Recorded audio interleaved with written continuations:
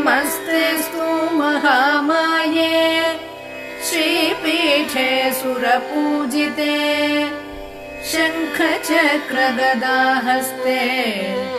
महालक्ष्मी नमोऽस्तुते। नमस्ते गरुडारूढे डोलासुरभयङ्करी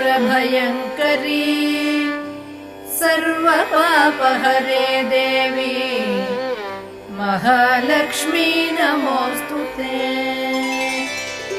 सर्वज्ञे सर्ववरदे सर्वदुष्टभयङ्करी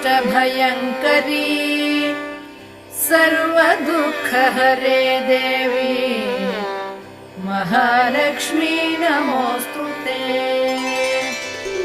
सिद्धिबुद्धिप्रदे देवी भुक्ति